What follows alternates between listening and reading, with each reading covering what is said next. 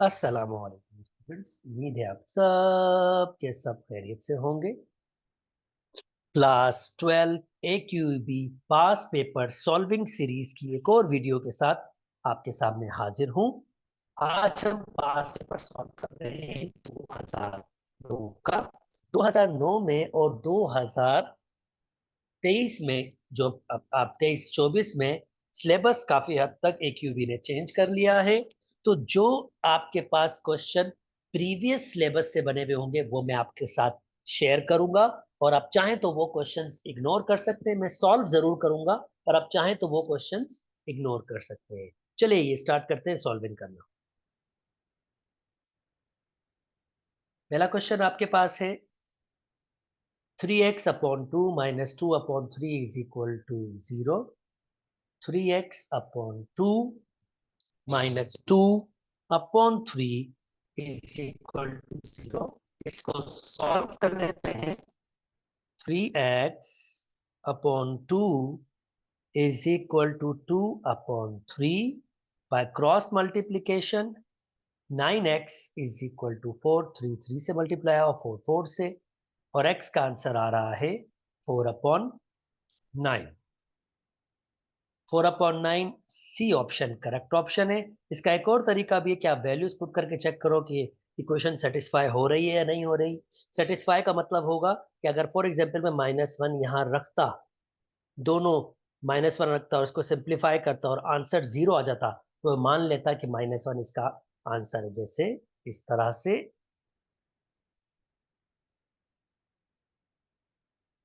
तो ये होता -3/2, ये -2/3।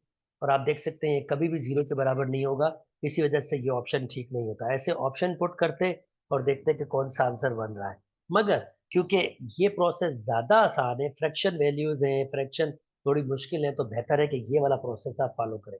पर मैं ये वाला प्रोसेस भी फॉलो करूंगा ताकि आंसर मैं जल्दी निकाल सकूं। वो कंडीशन पे डिपेंड करेगा। ओके, चले जी। अब ये इफ वन रूट ऑफ, ये क्वाड्रेटिक इक्वेशन है, और रूट का मतलब होता है एक्स की वैल्यूज जो इक्वेशन को सेटिस्फाई करें। रूट को हम सॉल्यूशन ऑफ क्वाड्रेटिक इक्वेशन भी कह सकते हैं। सॉल्यूशन मतलब क्वाड्रेटिक इक्वेशन को वो सेटिस्फाई करे। कुछ जगहों पे फैक्टर भी कहते हैं, फैक्टर का वर्ड भी यूज होता है रूट्स के लिए। If one root of this one is -2, then see. अगर ये -2 इसका रूट है तो इसमें पुट करेंगे, लेफ्ट हैंड साइड और राइट हैंड साइड बराबर आएगी। -2 का स्क्वायर -2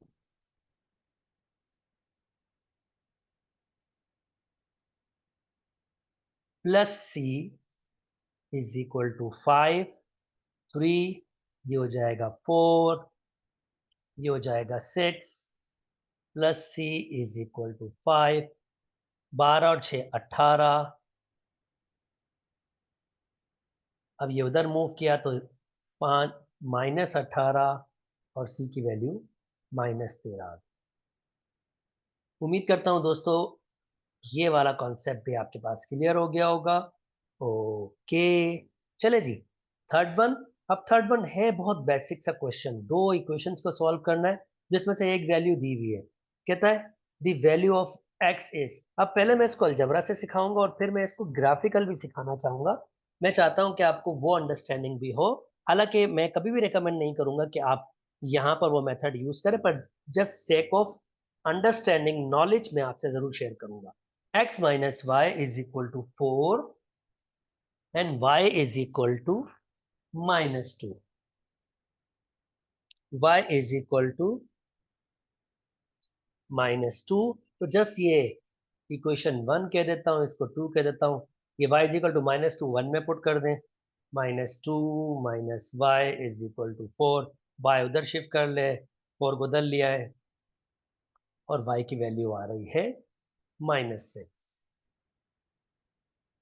एक minute. -2 -4। Okay, value, sorry, value of x निकालना था, मैंने y की जगह पुट कर दिया। चलें, कोई बात नहीं। इसको वापस ठीक कर लेते हैं। x minus -2 is equal to 4, ये मैंने y की जगह पुट कर दिया, और ये हो जाएगा +2 इज इक्वल टू 4, 2 वहां मूव कर दीजिए, और जनाब ये हमारा आंसर आ 2। अब ये तो बेसिक अलजेब्रा का मेथड था, बिल्कुल मैं रिकमेंड करूंगा एमसीक्यूज में आप इसको ऐसे ही करें, पर मैं ग्राफिकल व्यू भी दिखाना चाहता हूँ। ग्राफिकल व्यू इनका क्या है, मैं वो भी आपके साथ शेयर करना चाहता हूँ। ओके, अब फॉर द ग्राफिकल व्यू मुझे इन दोनों इक्वेशंस को प्लॉट करना होगा। x minus Y is equal to 4, अपनी मर्जी की कोई भी x की या y की वैल्यूज पुट करके आप पॉइंट्स बना सकते हो। अब पॉइंट्स बनाने का मतलब क्या होगा, अपनी मर्जी की, फॉर एग्जांपल मैं अपनी मर्जी का y की वैल्यू 0 पुट कर रहा हूं और देखना चाहता हूं x का आंसर क्या होगा। तो y की वैल्यू मैंने 0 पुट की और मेरे पास x का आंसर आ गया 4, यानी ये मेरा पहला ऑर्डर पेयर आ गया, x 4 और y 0। अब क्योंकि लाइन है स्ट्रेट लाइन, मुझे कम से कम 2 पॉइंट्स चाहिए होंगे एक और। चले इस बार x की वैल्यू पुट कर लेता हूं, x की वैल्यू 0 पुट कर लेता हूं, आप कोई भी वैल्यू बना सकते हैं। x की वैल्यू 0, तो इसका मतलब -y इज इक्वल टू 4 और y इज इक्वल टू -4, और ये 2 पॉइंट्स आ गए, x की वैल्यू 0, y की वैल्यू -4। अब ये 2 पॉइंट्स में प्लॉट कर दूंगा नंबर लाइन में।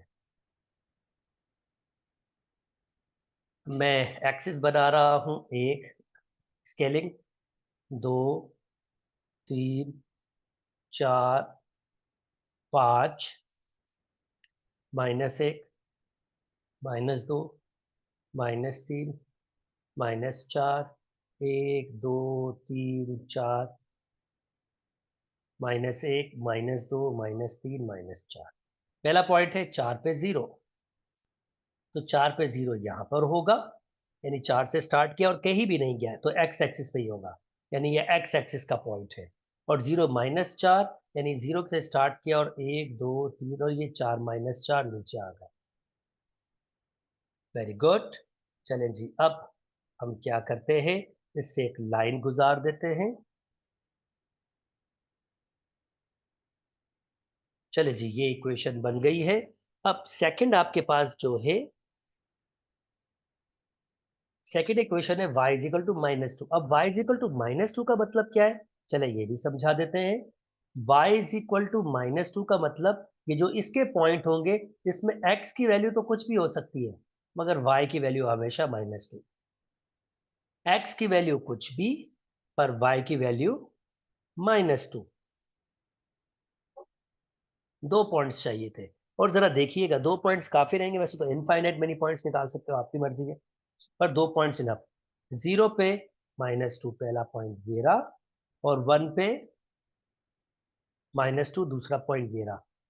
अगर आप नोटिस करते हैं 2 पे -2, 3 पे -2, तो ये लाइन एक हॉरिजॉन्टल लाइन बन रही है।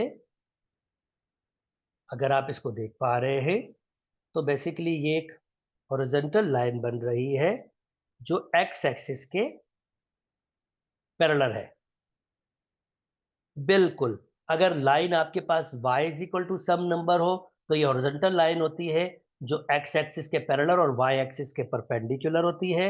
अगर x is equal to some number हो, तो लाइन वर्टिकल लाइन होती है, लाइक दिस वन, ऐसे लाइन होती है जो y एक्सिस के पैरेलल और x एक्सिस के परपेंडिकुलर होती है। उम्मीद करता हूँ ये नॉलेज आपको समझ आ गई होगी।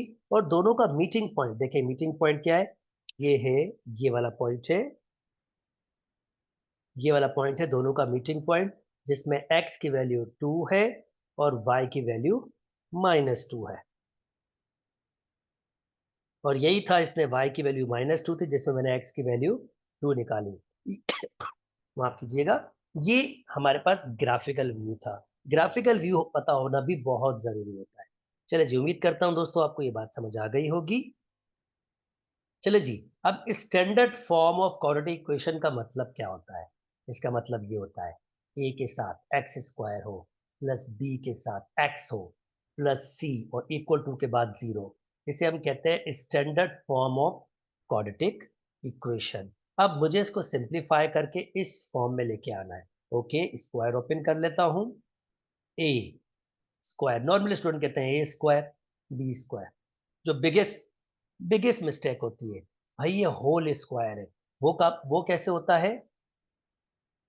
एक्स स्क्वायर, टू का स्क्वायर और एक्स माइनस टू के स्क्वायर में जमीन आसमान का फर्क है। ठीक है, ये अगर होगा तो एक दफा प्लस में लिखूंगा और एक दफा माइनस में, बल्कि ये और इसका मतलब क्या है? इसका मतलब होगा ए स्क्वायर माइनस टू ए, फिर बी, ए एक्स स्क्वायर और बी टू, और फिर प्लस बी स्क्वायर। तो ये तीन टर्म्स खुलती हैं और ये दो ब्रैकेट्स में टूट जाता है। खैर, इसको ओपन कर देता हूं। A square minus two a b plus b whole square, और 3x को भी इधर ले आता हूं क्योंकि मुझे इक्वल टू के बाद जीरो बनाना है।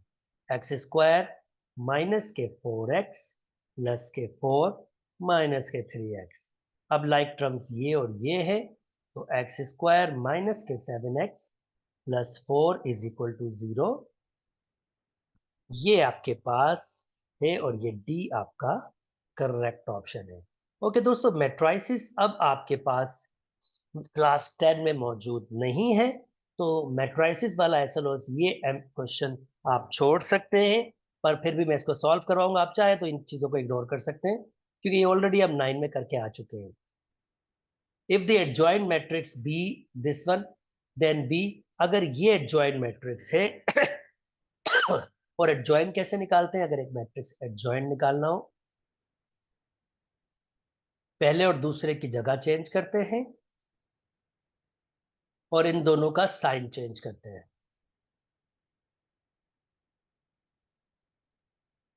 सो इन दोनों का साइन चेंज करते हैं, यानी इन दोनों का साइन चेंज हुआ है तो मैं वो मैट्रिक्स देखूंगा जिसमें वन का साइन चेंज हो, तो ऑब्वियसली मुझे वो ये मैट्रिक्स लग रही है। इसके अलावा तो कोई और है ही नहीं। इसको लिख देता हूं, मैं आपको दिखा भी देता हूं। 2 0 -1 0, इन दोनों की जगह चेंज करते हैं और इन दोनों का साइन चेंज करते हैं, और आप देख सकते हैं ये लिखा हुआ, ये इसका एडजॉइंट है, तो इसका बी करेक्ट ऑप्शन होगा। ओके, ये भी मैट्राइसिस का ही एसएलओस है। कुछ क्वेश्चंस मैट्राइसिस के भी चलेंगे, तो मैट्रिक क्लास आप चाहे तो इनको इग्नोर कर सकते हैं। अच्छा, इफ पी इज, भाई पी जो है एक मैट्रिक्स है जिसका ऑर्डर है 2 रोज 1 कॉलम, और क्यू एक मैट्रिक्स है जिसका ऑर्डर है 1 रो 1 कॉलम, और ये मल्टीप्लाई कर रहे हैं, तो हमेशा ध्यान में रखिएगा मल्टीप्लिकेशन में पहले की रो बनती है और दूसरे का कॉलम, यानी इसका जो ऑर्डर होगा वो 2 रोज और 1 कॉलम होगा। 2 रोज 1 कॉलम, यानी इनके प्रोडक्ट का ऑर्डर 2 रोज 1 कॉलम होगा। अच्छा जी, that's really good. Additive inverse का मतलब होता है खाली इनके साइन चेंज कर दे, तो ये नेगेटिव का हो जाए, ये नेगेटिव का। क्यों? एक मैट्रिक्स एक मैट्रिक्स को किसी ऐसी मैट्रिक्स से ऐड करो कि आंसर नल मैट्रिक्स आ जाए, तो ये जो बी मैट्रिक्स ए का एडिटिव इनवर्स या ए मैट्रिक्स बी का एडिटिव इनवर्स होती है। तो आप नोटिस करें, 1 0 0 1 को अगर मैं किस मैट्रिक्स से ऐड करूं, जाहिर बात है -1। जीरो का कुछ नहीं होगा, 0 और -1, तो ये इसका एडिटिव इनवर्स होगा क्योंकि ये आंसर क्या देगा? 0 0 0 0। तो इसका मतलब बी आपका करेक्ट ऑप्शन है। स्टिल मैट्रिसेस चल रहा है, मैट्रिक वालों के पास ये एसलोज नहीं है, तो वो चाहे तो इग्नोर कर सकते हैं। If a matrix S is additive inverse of a matrix Y, then X minus Y. भाई अगर matrix X additive inverse of Y है तो एक्स को बना लो,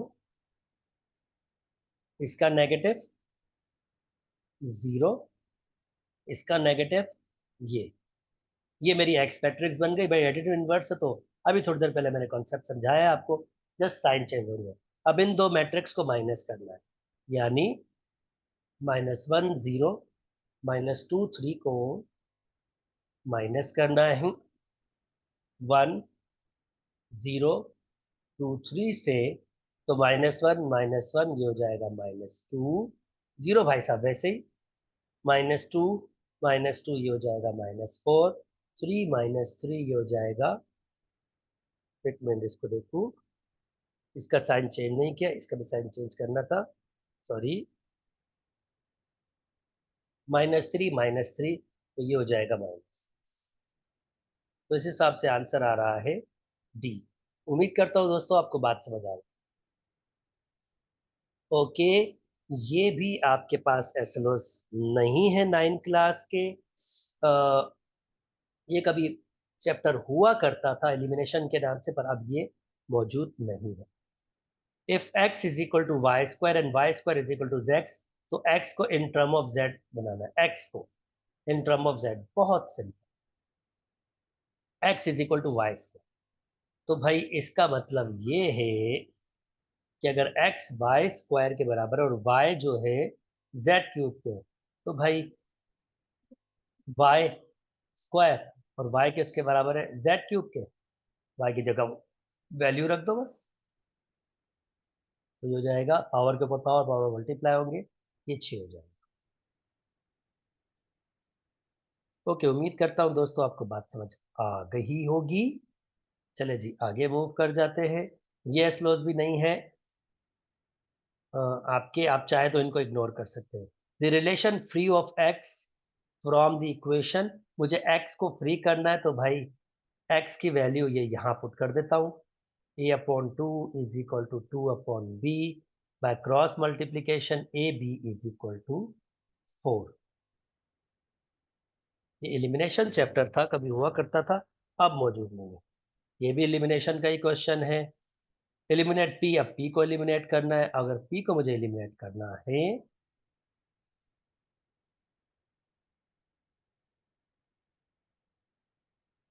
तो मैं जस्ट सब्ट्रैक्ट कर दूंगा दोनों इक्वेशंस को, ये एलिमिनेट हो जाएगा, क्यू और क्यू 2q हो जाएगा, -2 +1 -1, और चाहे तो क्यू की वैल्यू निकाल सकते हैं -1/2। उम्मीद करता हूँ दोस्तों आपको बात समझ आ रही होगी। ओके, ये भी दोस्तों बेसिकली 9 का अब है वेरिएशन चैप्टर के नाम से, ये भी मैट्रिक के पास नहीं है, तो मैट्रिक वाले ये एमसीक्यूज भी इग्नोर कर सकते हैं। If a car covers 84 kilometre, भाई 84 किलोमीटर कितना लीटर पेट्रोल लेता है, 7 लीटर पेट्रोल लेती है। At the same rate fuel consume it will cover R distance of, अब अगर 120 किलोमीटर लेता हूं, तो देखो वैसे तो वेरिएशन का चैप्टर है, पर मैं इसको बेसिक तरीके से भी कर सकता हूं। भाई अगर मुझे फाइंड करना है 120 किलोमीटर, तो मैं देखना चाहूंगा 1 लीटर में कितना करेगा, तो मैं इसको भी 7 से डिवाइड, बल्कि मैं देखना चाहूंगा 1 किलोमीटर में कितने लीटर खर्च होते हैं, तो मैं इधर भी 84 से डिवाइड कर दूंगा और इधर भी 84 से डिवाइड, तो 1 किलोमीटर जो है ना, उसमें 7/84 लीटर्स आपके पास वर्किंग होती है, 7/84 लीटर्स। तो अगर मैं 7 को 84 से डिवाइड कर दूंगा दोस्तों, 7 के टेबल में 84 डिवाइडेड विथ 7, तो 12 आ रहा है आपके पास, तो मैं इसको ऐसे लिख सकता हूँ 1/12, 1/12 लीटर खर्च हो रहा है 1 किलोमीटर पे, पर आप कितना कवर कर रहे हो, 120 किलोमीटर, तो दोनों साइड पे 120 से मल्टीप्लाई कर दे। ये मैंने बेसिक प्रोसेस चला है, जो बिल्कुल बेसिक है। 120 से मल्टीप्लाई किया, भाई इसको भी 120 से मल्टीप्लाई करूंगा, ताकि देखूं कितना लीटर खर्च हो रहा है आपके पास। तो भाई 120 से 12 का, तो यहां पर 10 आपके पास आंसर आ रहा है, यानी 10 लीटर आपके पास खर्च होगा। उम्मीद करता हूं दोस्तों आपको ये वाला बात भी समझ आ गई होगी। ओके, ये भी मैट्रिक क्लास का एसलोज नहीं है, ये भी वेरिएशन का चैप्टर है, जो आप ऑलरेडी पढ़ के भी आ चुके। Giving that X is inversely proportional to Y square, X is inversely proportional to Y square, inversely proportional upon में आता है, x की वैल्यू 1, y की वैल्यू 1। तो पहले तो मैं इसको k की फॉर्म में रख दूं, k times of Y square, k constant और प्रोपोर्शन होगा आपके पास। x और y की जगह 1 पुट कर लेता हूं ताकि k निकाल सकूं। 1 का स्क्वायर 1, k की वैल्यू हमारे पास आ रही है 1। Then the constant of proportion, यानी k की वैल्यू बात कर रहा था और k की वैल्यू 1। उम्मीद करता हूं दोस्तों ये वाली बात भी आपको समझ आ गई होगी। चले, ये वाला एस्लोस भी आपके पास वही वेरिएशन का है। z directly proportional, inversely proportional to 1 upon k दिया हुआ है, 1 अपॉन t दिया हुआ है, तो k अपॉन t हो जाएगा। वही प्रोसेस, a की वैल्यू फाइंड करनी है, तो भाई ये z की वैल्यू है, ये t की वैल्यू, z की वैल्यू 3 रखूंगा, k की वैल्यू 5 और t की value 5 by cross multiplication, 15 is equal to k मिल गया, यहाँ से k की वैल्यू पुट कर लूंगा। और अब z की वैल्यू दी हुई है 5, तो वो 5 पुट कर लूंगा। 15 अपॉन t कैंसिल हो जाता है 3 दफा बाय क्रॉस मल्टीप्लीकेशन, ये 1 टाइम्स 1 t जा t, और यहाँ 3, तो t इज इक्वल टू 3, यानी कि सी ऑप्शन। उम्मीद करता हूं दोस्तों ये वाली बात भी समझ आ गई होगी आपको। ओके, अब ये मैट्रिक एसलोज हैं दोस्तों, ये मैट्रिक के हैं, अभी भी ये मौजूद है, बल्कि अभी रिसेंटली ही ये चैप्टर वापस आया है, तो ये बिल्कुल मौजूद है एवरेज वाले। If the average of 10 students in the class is 25 years, average मतलब आपके पास सेंट्रल वैल्यू होती है, यानी 10 स्टूडेंट्स की जो एवरेज एज है, यानी कम से कम उस क्लास में जो स्टूडेंट्स आपके पास होंगे ना, वो 25 साल के होंगे। तो एवरेज कैसे निकालते हैं, summation x upon n is equal to mean, ये एवरेज मीन x बार, ये एवरेज का सैम्पल है, समीशन x उन 25 स्टूडेंट्स का जमा है, एज का जमा इस वक्त होगा, और n हमारे पास 10 है, तो हमें n दिया हुआ है और मीन दिया हुआ है 25। इसका मतलब वो जो 25 स्टूडेंट्स हैं उनकी एज ये होगी, the total age of a student is, ये टोटल एज ही, सम ऑफ एजेस ही पूछ रहा है, 250। ओके, नेक्स्ट आपके पास, in the following table how many student obtain less than 31 marks. अब लेस देन 31 मार्क्स 7 और 3, 31 से लेस 30, यानी ये बोल रहा है दोनों, 7 और 3 यानी कि 10। ओके जी, ये भी हो गया, उम्मीद करता हूँ बात समझ आ गई होगी। अब ये कौन सी वैल्यू मिसिंग कर रहा है, वेरी सिंपल भाई, कम्यूटेटिव फ्रीक्वेंसी बेसिकली फ्रीक्वेंसी का जमा होता है। 8 ऐसे ही आता है, 8 और 12 20, 20 और 20 40, 40 और ये मिसिंग वैल्यू 40 और ये मिसिंग वैल्यू 52 होगा। 40 को वह माइनस कर दो तो इसका मतलब मिसिंग वैल्यू 12 आ रही है मेरे ख्याल में, और डी की वैल्यू 12 होगी। बिल्कुल बेसिक सा था, कोई मुश्किल नहीं था। ये भी आपके पास स्टैटिक्स का आया है। अच्छा भाई, in the following upper limit of fourth group, 1 2 3 4, ये कहलाती है लोअर लिमिट और ये कहलाती है अपर लिमिट। तो अपर लिमिट है 39। उम्मीद करता हूं दोस्तों आपको बात समझ आ गई होगी। ओके, अब ये भी स्टैटिक्स का है। The number of occurrence of item corresponding to class interval, वो जो क्लास इंटरवल में जितनी एंट्रीज आती है ना, वो बेसिकली फ्रीक्वेंसी कहलाती है। बिल्कुल नॉलेज है ये नॉलेज की रीडिंग का एमसीक्यूज दिया, नथिंग एल्स। एक छोटी सी डेफिनेशन है। ओके, अब ये वाले एस्लोस मैट्रिक क्लास में नहीं है क्योंकि उनकी सर्किल थ्योरम्स हैं, 9 क्लास में ये मौजूद हैं। तो 9 क्लास वाले भी एक्चुअली तो मौजूद नहीं मैं कहूंगा, क्योंकि वहां पर भी एस्लोस थोड़े से मॉडिफाई हो चुके हैं, पर एज अ स्टेप वो यूज कर सकते हैं। Major angle 1 in a giving figure is equal to, अच्छा मेजर एंगल 1 ये फाइंड करना है, ये और ये बराबर है, तो इसका मतलब ये होगा दो ट्राइंगल्स एक्चुअली कॉन्ग्रेंट हैं। कॉन्ग्रेंट क्यों है? क्योंकि ये और ये आपके पास, ये इसके बराबर है, ये इसके बराबर है। तो एस एस एस से अगर मैं कहूं ट्राइंगल ए बी सी, तो ये कॉन्ग्रेंट होगी ट्राइंगल डी बी सी के। और आप नोटिस करें ए बी बराबर है बी डी के। A B D B, B D एक ही बात है। ए बी बराबर है डी बी के, और बी सी अपने ही बराबर है, और ए सी बराबर है डी सी के। तो ये एस एस एस पास्टोलेट से ये सारी की सारी चीजें बराबर हो गई हैं। तो एंगल ए अगर 60 है तो एंगल डी भी 60 होगा। दिस इज सॉरी 80 होगा। अगर ये 80 है तो ये भी 80 होगा। और स्ट्रेट लाइन के एंगल से 80 प्लस एंगल ए 180 के बराबर होगा, क्योंकि स्ट्रेट लाइन है। और एंगल वन हमारे पास हो जाएगा 180 माइनस 80, एंगल 100।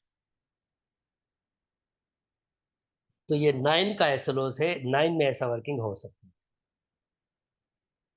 ये भी 9 मैट्रिक का एसएलओस नहीं है, पर just sake of understanding step, matric में भी थोड़े बहुत ये स्टेप यूज हो सकते हैं, 9 में भी यूज हो सकते हैं। अच्छा जी, हमें फाइंड करना एंगल है। ये है आइसोसेलेस ट्राइंगल। मैट्रिक के अंदर आइसोसेलेस ट्राइंगल का ये एसोलोस मौजूद है, तो ये यूज हो सकता है। भाई अगर इसके अपोजिट 54 है तो इसके अपोजिट 54 होगा। आइसोसेलेस की प्रॉपर्टी, अगर आइसोसेलेस में दो साइडें बराबर हो तो अपोजिट एंगल्स भी बराबर होते हैं। ये 90, ये 1, तो ये भाई स्ट्रेट लाइन है।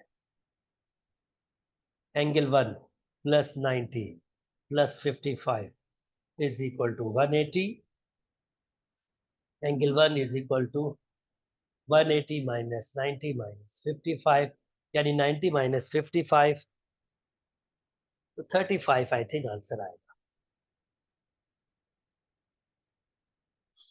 उम्मीद करता हूं दोस्तों आपको ये बात भी समझ आ गई होगी। ओके जी, अब मैट्रिक का ये सलोजाए है जी, बिल्कुल ये मैट्रिक में मौजूद है।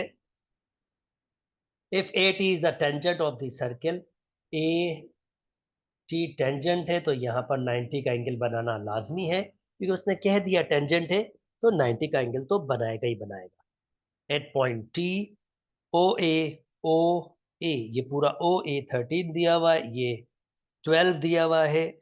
तो रेडियस फाइंड करना है, पैथागोरस थ्योरम सादा सा। 90 के अपोजिट हाइपोटेन्यूज होता है, इसको मैं आर कह देता हूं। तो 13 का स्क्वायर बराबर होगा 12 का स्क्वायर प्लस आर का square.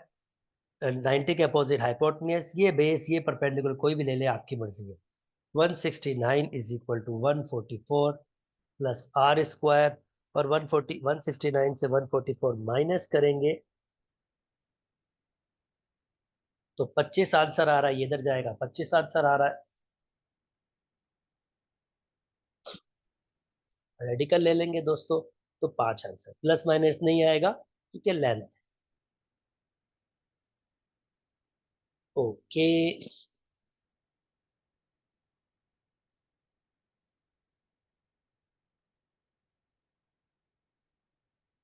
Question number 23। In the figure major angle B D C B D. ये 9 के लिए भी वर्किंग नहीं है, पर एज अ स्टेप जरूर यूज हो सकते हैं। 9 मैट्रिक में एज अ स्टेप यूज कर सकते हैं, जो करंट एसएलओस है उसके अंदर। Major angle C B D, C B D ये फाइंड करना है। तो ये सादी सी बात है, ये पूरा एंगल 180 के बराबर है। तो मैं कह सकता हूं 180 बराबर होगा major angle C B D plus beta के। और अगर मैं इसको निकालूंगा तो 180 माइनस बीटा बराबर हो जाएगा major angle B C B D. 180 minus beta. Okay, यहाँ पर प्लस दिया हुआ है, इसका मतलब कुछ और ट्रिक भी यूज कर रहा है ये। आई होप मैंने CBD, CBD।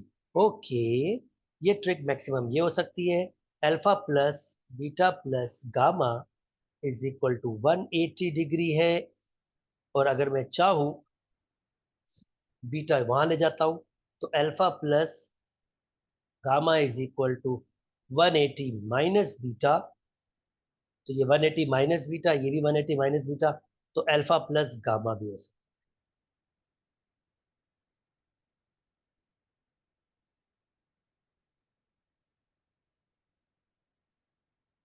और एक और बेसिक सा कॉन्सेप्ट भी आपके पास है, ये मैंने लेंदी सा कर दिया। भाई एक्सटर्नल एंगल दो अपोजिट इंटरनल एंगल के सम के बराबर होते हैं, ये भी थ्योरम आपके पास होती है। एक्सटर्नल एंगल दो अपोजिट इंटरनल एंगल के सम भी बराबर होते हैं। Okay, which of the following side of a right angle triangle, भाई राइट एंगल ट्राइंगल ये के लिए शर्त क्या है? अगर ये 90 है, हाइपोटेन्यूस बेस परपेंडिकुलर, तो हाइपोटेन्यूस का स्क्वायर बराबर होना चाहिए बेस का स्क्वायर परपेंडिकुलर का स्क्वायर। और ट्राइंगल बनाने के लिए क्या जरूरी है? किसी भी दो साइड्स को जमा करो, तीसरे से उसका आंसर ग्रेटर देन होना चाहिए, ये भी ध्यान में रखिएगा। तो ये कह रहा है right angle triangle, right angle triangle नहीं है। अच्छा, 3 4 5, भाई सबसे बड़ी साइड हाइपोटेन्यूस होती है, तो 5 का स्क्वायर 25, 3 का स्क्वायर 9, और 4 का स्क्वायर 16, ये तो बराबर आ रहे हैं। इसका मतलब ये तो राइट एंगल ट्राइंगल है। 30 40 50 ये भी उसी को फॉलो करेंगे, जीरो लगने से कौन सा कोई फर्क पड़ता है। हाँ, इसको चेक करते हैं। तो 5 का रेडिकल ये 5 हो जाएगा, 3 का रेडिकल का स्क्वायर ये 3 हो जाएगा, और 4 का रेडिकल स्क्वायर ये 4 हो जाएगा। 5 नहीं बराबर होगा 7 के, इसका मतलब ये राइट एंगल ट्राइंगल के साइड्स नहीं है। चौथा भी सेटिस्फाई कर रहा होगा, आप कैलकुलेटर से इसको खुद वेरीफाई कर सकते हो। 25, okay, in the following isosceles triangle, ये अगर ये 9 दिया हुआ है तो ये भी 9 होगा। And the sum of all side of a triangle is 30, यानी फर्ज करते हैं अगर ये है तो सारी साइडों का जमा 30 दिया हुआ है, तो वैसे मैं इस साइड को फाइंड कर सकता हूँ। 9 9 18, और 9 + 9 18, तो इसका मतलब ये 12, ये साइड 12 हो जाएगी, और यही मालूम किया है, यही मालूम करने की बात है। ओके, ठीक है जी। इन अ गिविंग ट्राइंगल बी और सी, ये दोनों 70 है, देन अब कॉन्सेप्ट आपके पास क्या है? 70 50, तो ये हो जाएगा 120, ये होगा 60। तो जो सबसे बड़ा एंगल होगा उसकी अपोजिट साइड सबसे बड़ी होगी, इसका मतलब ए बी साइड सबसे बड़ी है। उसके बाद दूसरे नंबर पे बी सी साइड है, और तीसरे नंबर पे ए सी साइड है।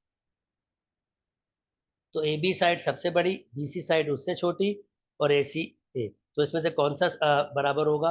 बी सी, बी सी जो सबसे छोटी है, ग्रेटर तो हो ही नहीं सकती, बी नहीं हो सकती है, चेक करें, क्योंकि बी सी सेकेंड, सेकेंड छोटी है, तो बी सी ए बी के तो नहीं, क्योंकि ए बी तो सबसे बड़ी है, ये तो ऑप्शन गलत हो गया। बी सी लेस देन ए सी, हाँ बी सी ए सी से लेस देन हो सकती है, क्योंकि ये बी सी है, ए सी सबसे बड़ी साइड है, तो ये हो सकता है, ये करेक्ट है।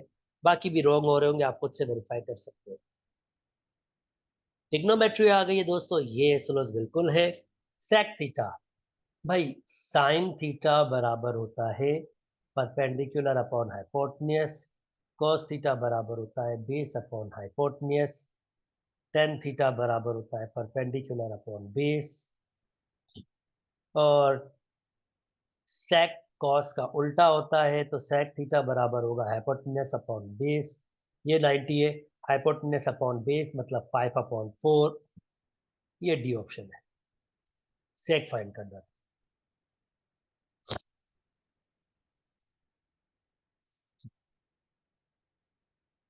भाई टेन थीटा बराबर होता है sine theta upon cos theta, ये जस्ट फार्मूला है।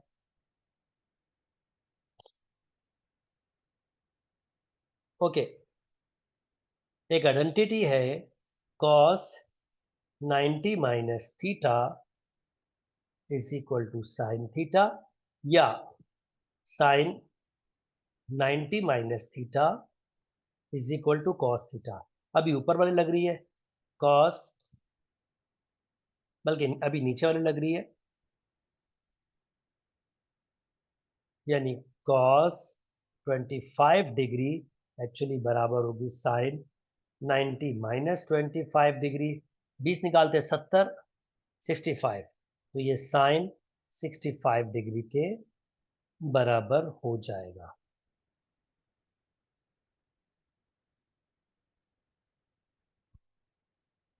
और लास्ट एमसीक्यू से दोस्तों, in a giving triangle if sine theta is equal to radical 3/2 and A ये है, तो हमें बी की वैल्यू फाइंड करनी है। अब ट्राइंगल से साइन थीटा किसके बराबर दिया हुआ है, perpendicular upon hypotenuse A upon B.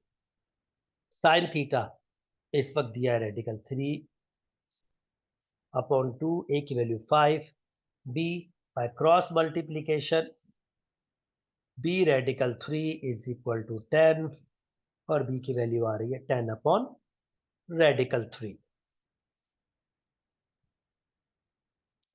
उम्मीद करता हूं दोस्तों मेरे साथ आपको ये पास पेपर समझ आया होगा, मजा आया होगा। अगर मेरी वीडियोस पसंद आ रही है तो मेरे चैनल को लाइक कीजिए, सब्सक्राइब कीजिए और दोस्तों के साथ शेयर भी कीजिए। अपना बहुत बहुत बहुत ख्याल रखिएगा। अल्लाह हाफिज।